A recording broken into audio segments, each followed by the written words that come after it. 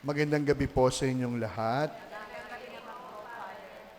Sinasamahan natin ang samahan ng Santa Marta sa ating parokya. No?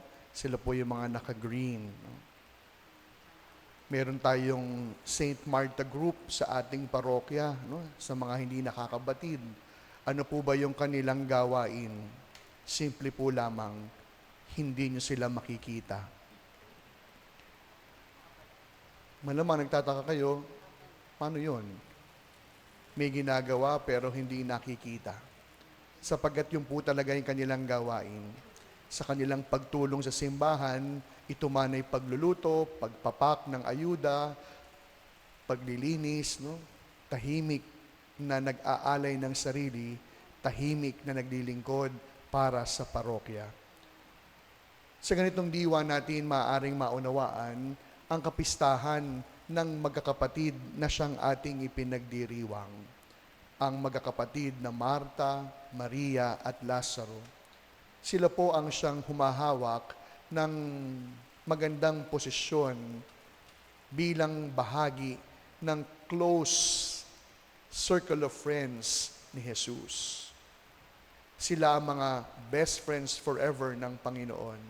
Sapagkat kung inyong mapapansin, sa lahat po ng pagkakataon na lalabas sa eksena sa banal na kasulatan ng magkakapatid, laging dinadayo sila ni Jesus sa panahong pag nang maglalakbay upang makapagpahinga, sa panahong sila'y pupuntahan upang ang Panginoon ay makadaan man lamang. At originally, ang araw na ito ay para lamang sa kapistahan ni Santa Marta, ang babaeng abalang-abala. Pero may nabuti ng ating Santo Papa na sa araw na ito, bakit hindi pagsamahin ang tatlong magkakapatid upang sila'y parangalan bilang mga kaibigan ni Jesus. At ibig kong isentro yung ating pagdiriwang bilang meron namang isang malaking imahen ni Marta dito sa ating parokya. Mapapansin po ninyo na si Marta sa kanyang imahen ay nakatungtong sa tila baga dragon o buwaya na kanyang tinutungtungan ng mga paa. Kung ating titignan, ang sabi sa kasulatan, si Santa Marta daw po ay patron laban sa pag-atake ng mga dragon. Alam niyo, habang nagninilay po ako, isang bagay po yung natanong ko. Meron ba bang dragon sa panahon ngayon? Do dragons still exist today? May dragon pa ba tayong nakikita? Pero habang nagninilay ako, kailangan pa rin natin si Santa Marta sa kakaibang dragon na umaatake sa atin. At ano po yung unang dragon na iyon? Yung dragon ng sobrang pagbibigay ng sarili sa pamamagitan ng pisikal na pagtatrabaho. Our too much work so as to forget our time to listen. Hindi ba't ito ang siyang naging problema, no, ni Maria sa kanyang kapatid? Masyadong abala si Marta sa kanyang paghahanda sa pagdating ni Jesus sa kanilang tahanan. Pero kung ating titignan, kung si Jesus naman ang iyong bisita, hindi mo ba siya paghahandaan? Kaya alam ninyo, walang dahilan upang pagsabungin yung dalawang magkapatid. Walang dahilan para sabihin, si Marta wala, trabaho lang ng trabaho. Pero si Maria na kapatid, pinuri ni Jesus sapagkat pinili niya ang mabuti. Hindi. Sinasabi lamang nito na oo, maganda ang magtrabaho, magbigay ng sarili, pero huwag kakalimutan yung pagkakataon upang makinig. Why? Because listening to the very word, which is Jesus, is the best part of all. Kaya nga alam ninyo, aaminin ko po sa inyo, may isa po akong kumpisal na gagawin. Aaminin ko po, sa mga panahong ang dami ko pong ginagawang trabaho, sa panahong ang dami ko pong inaasikaso, at yung prayer time, masyado nang mamadaliin, sapagkat maraming schedule na hahabulin, aaminin ko po sa inyo, nagiging dragon po ako. Nagiging masungit, nagiging palasigaw. At yun po yung epekto kapag trabaho lang ng trabaho. Kapag trabaho ng trabaho at nakalimutang pakinggan ang tinig ng mismong Diyos na ating pinaglilingkuran, nagiging dragon tayo. Alam nyo, yung ganito pong sitwasyon, present din to minsan sa mga taga-simbahan. Kapag po sobrang trabaho, sobra talagang pagbibigay ng sarili at wala nang panahon upang tumahimik at makapagdasal, pansin ninyo, sila po yung mga konting kantilang, parang dragon na sasabog. Hindi ko po sinasabing mali yung pagtatrabaho, pero ibig lamang ipunto ng ating pagdiriwang na dapat pantay. Sa pagkatrabaho, nandun ang kahandaang makinig upang tumahimik. Minsan po kasi tabi-tabi po, sakit natin mga taga-simbahan yan . Yung pag-serve ko, yun na yung prayer ko. Yung pangongolekta ko, yun na yung prayer time. Nakailang kolekta ako sa misa ngayon.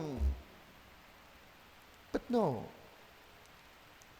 Straight from the mouth of Jesus, He said, Mary chose the better part. Yes, working is good, but listening is better.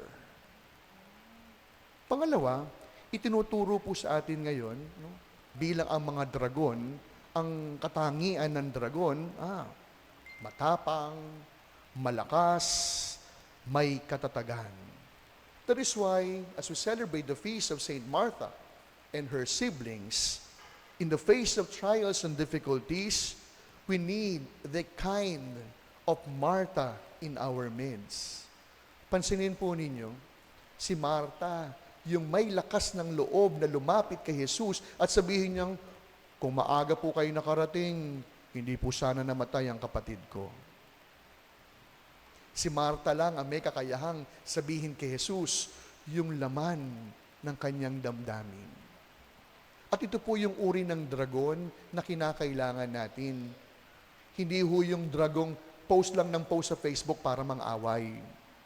Hindi po yung dragong magmumura sa gilid ng simbahan. Malamang nabalitaan nyo na yon, pero hindi natin pag-uusapan yon. Hindi po yung dragon na lahat kayang awayin, kundi yung dragon ng may katatagan, na kahit nahihirapan, kayang panghawakan yung sarili. Kaya nga hindi ba, pansinin ninyo, pag may mga taong galit na galit, sasabihin nila, sorry nabigla ako. Sapagkat sa sobrang tapang, hindi kayang panghawakan kahit pa yung nararamdaman. Kaya nga po ngayong gabing ito, yun po yung katatagan, nakatangian ng dragon na kinakailangan natin sa pamamagitan ng panalangin ni Santa Marta.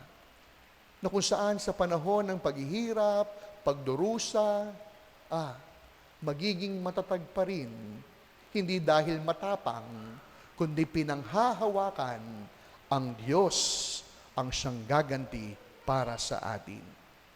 Kaya sa pagpapatuloy po ng ating pagdiriwang, huwag kayong malito. Ito po si Santa Maria ng Betania, kaya may hawak po siyang lalagyan ng pabango. Nandun po si Santa Marta na nakatungtong doon sa dragon o buwaya. Ito po ang bunsong kapatid nila. Ang liit. Si Santa Marta pa rin yan. Yan po ay pag-aari po ng pamilya nila Brother Larry Palma. Sabi ko, ilagay natin para po ma-venerate din. Kaya sa pagpapatuloy po ng ating pagdiriwang, wala si San Lazaro, syempre nakalibing. Hindi na natin kinuha.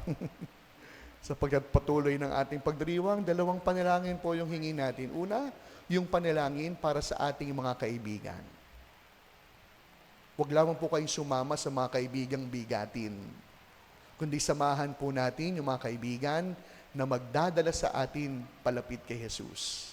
At pangalawa, hiningin po natin ang biyaya at katangian ng dragon na kagaya ng katangian ni Santa Marta. Matapang, hindi dahil sa sariling katapangan. matapang, kundi kayang panghawakan ang kanyang nararamdaman, sapagkat isa ang kanyang pinaniniwalaan, si Jesus ang siyang ating kakampi. Santa Marta, Maria at Lazaro, mga kaibigan ni Jesus, ipanalangin niyo po kami. Amen.